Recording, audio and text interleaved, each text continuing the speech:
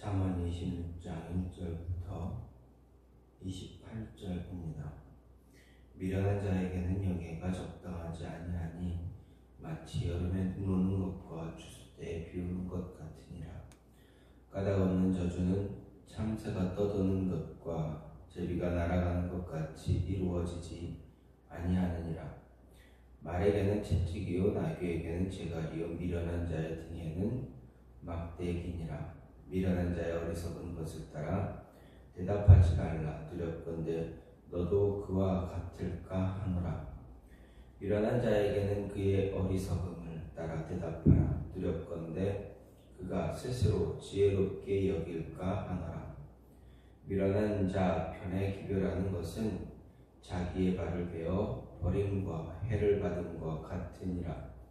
저는 자의 다리는 힘없이 달렸나니 미련한 자의 입의 잠언도 그러하니라. 미련한 자에게 영예를 주는 것은 돌을 물매에 매는 것과 같으니라. 미련한 자의 입의 잠언은 술 취한 자가 손에 든 가시나무 같으니라. 장인이 온갖 것을 만들지라도 미련한 자를 고용하는 것은 지나가는 행인을 고용함과 같으니라. 개가 그 토한 것을 도로 먹는 것 같이 미련한 자는 그 미련한 것을 거듭 행하느니라. 내가 스스로 지혜롭게 여기는 자를 보느냐? 그보다 미련한 자에게 오히려 희망이 있느니라. 게으른 자는 길에 사자가 있다, 거리에 사자가 있다 하느니라.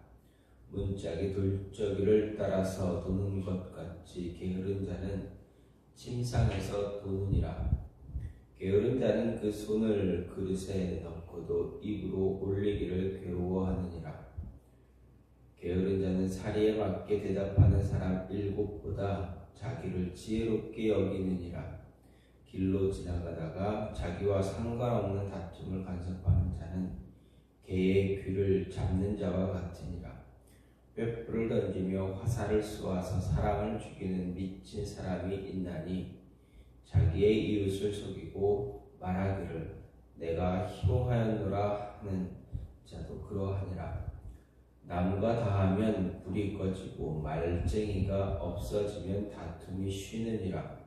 숯불 위에 숯을 더하는 것과 타는 불에 나무를 더하는 것 같이 다툼을 좋아하는 자는 시비를 일으키느니라. 남의 말하기를 좋아하는 자의 말은 별식과 같아서 뱃속 깊은 데로 내려가느니라. 온유한 입술에 악한 마음은 낮은 은을 입힌 톡이니라. 원수는 입술로는 꾸미고 속으로는 속임을 품나니 그 말이 좋을지라도 믿지 말 것은 그 마음에 7가지 가증한 것이 있음이니라. 속임으로 그 마음을 감출지라도 그의 악이 회중 앞에 드러나리라. 함정을 파는 자는 그것에 빠질 것이요 돌을 굴리는 자는 도리어 그것에 차이리라. 거짓말하는 자는 자기가 해한 자를 미워하고 아첨하는 입은 패망을 일으키느니라. 아멘. 오늘 말씀 잠언 26장 1절부터 28절 말씀입니다. 솔로몬은 오늘 말씀에서 미련한 자, 게으른 자에 대해 반복적으로 말합니다. 미련하고 게으른 사람 어떤 특징이 있는가 이야기합니다. 먼저 미련한 자에 대한 히브리어 리스크실의 원형 캐실은 어리석은 자, 바보라는 의미를 지닌 명사입니다. 하지만 여기에 이 단어는 지능이 낮은 자를 가리키는 표현이 아니라 하나님이 없다 말하면서 하나님을 경외하지 않고 그 가르침에서 떠나 악하고 강팍한 삶을 사는 사람을 말합니다. 이런 사람에게 영예는 적당하지가 않습니다. 다시 말해서 미련한 사람이 겉으로는 높은 지위를 얻었다면 내적인 측면에서도 잘 갖추어져 있어야 하는데 그러지 못한다라는 것을, 그렇게 못함으로 인해서 조화를 이루지 못하고 있어서 영광이나 존귀 같은 그런 모습이 적합하지 않다라는 것입니다. 또 게으른 자는 자신에게 주어진 일에 대해 나태한 모습을 가진 자를 말합니다. 뿐만 아니라 깊이 생각하지도 않을 뿐더러 자신에 대한 견해가 합당하다 생각함으로 교만함까지 가지고 있는 사람을 말합니다. 따라서 이런 미련한 사람, 게으른 사람, 일반적인 우리의 상식에 부합하는 사람을 언급하기도 하지만 더 나아가서 치밀하게 죄인된 모습을 가진 사람을 말하기도 합니다. 오늘 말씀 통해서 미련한 사람, 게으른 사람, 어떤 사람인가 보게 되면 먼저 스스로 지혜롭다 말합니다. 다시 말하면 잘난치 않은 습관을 가진 사람입니다. 5절 말씀을 보면 미련한 자에게는 그의 어리석음 따라 대답하라 두렵건대 그가 스스로 지혜롭게 여길까 한다 이렇게 말합니다.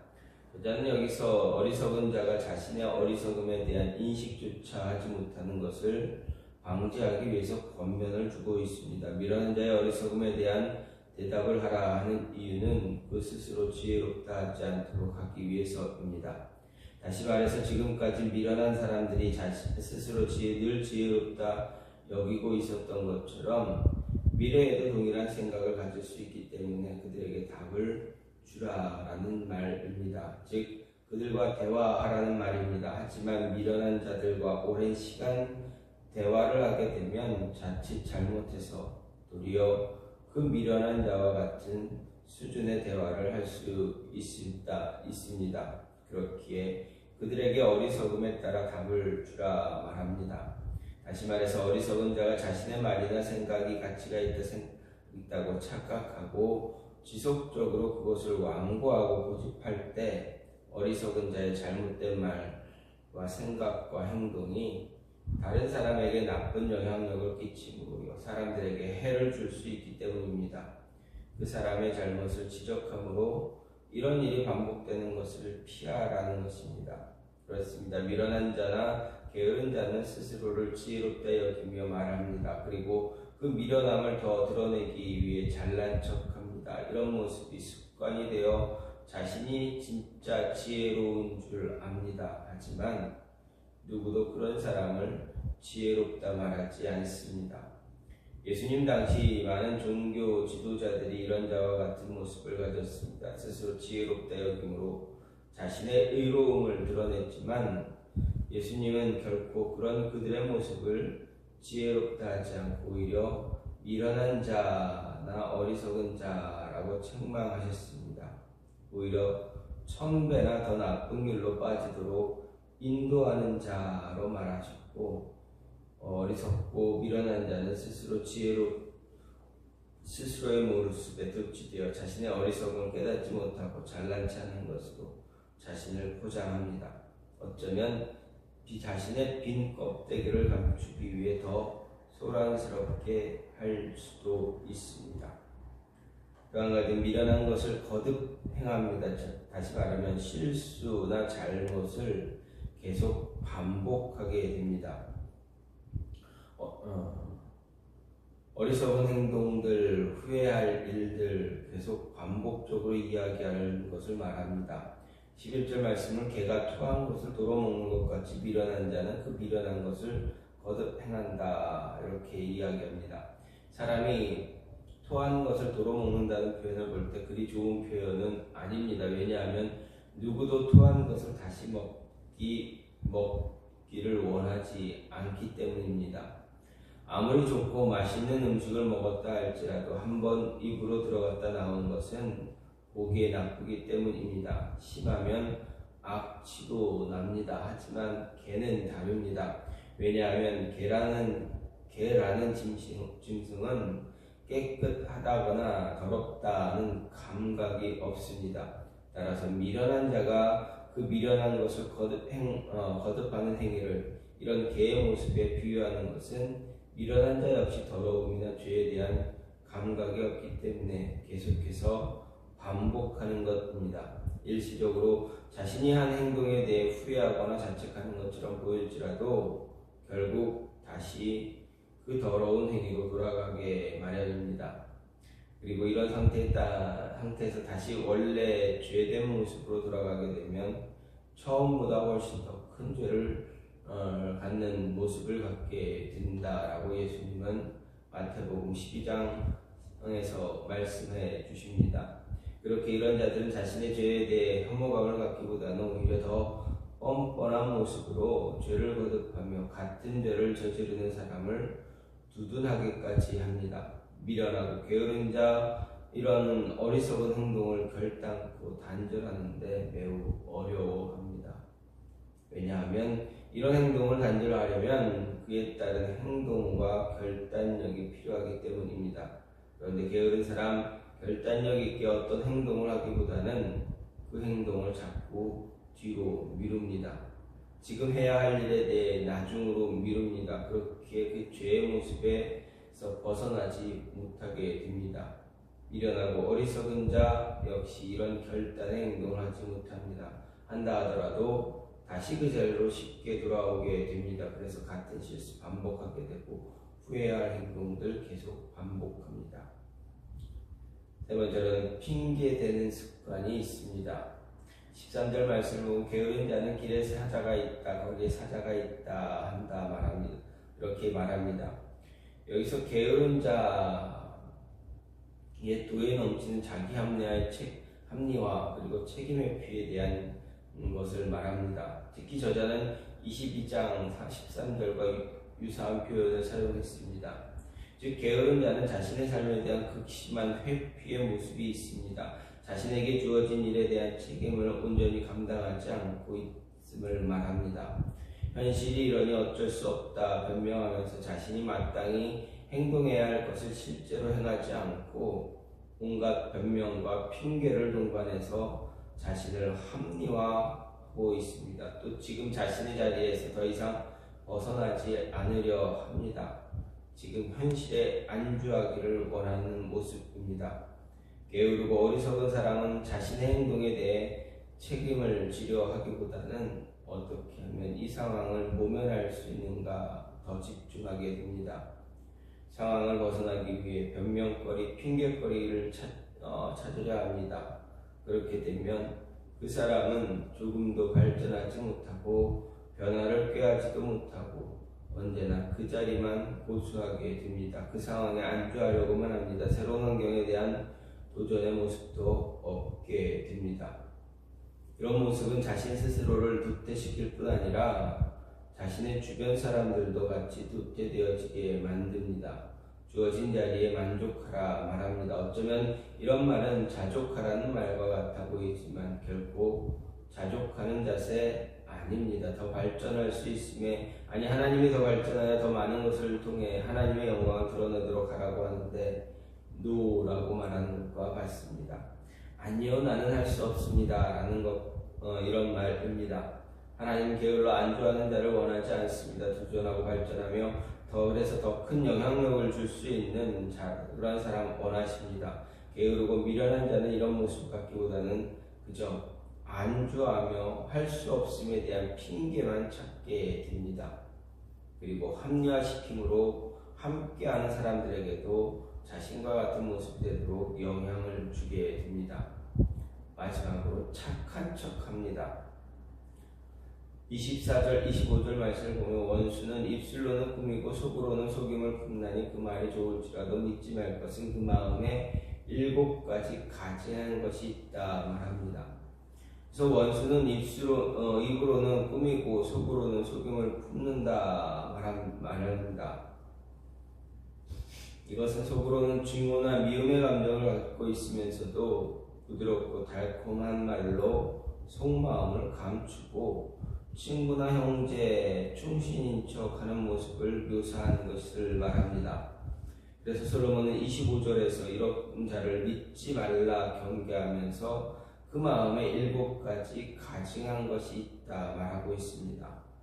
즉 이것은 그 속에 7 구렁이가 앉아있는 것처럼 악한 생각들로만 가득 차 있으면서도 미소와 부드러운 말로 위장하며 다가오는 음흉한 사람들에 대한 경계를 늦추지 말 것을 말하는 것입니다.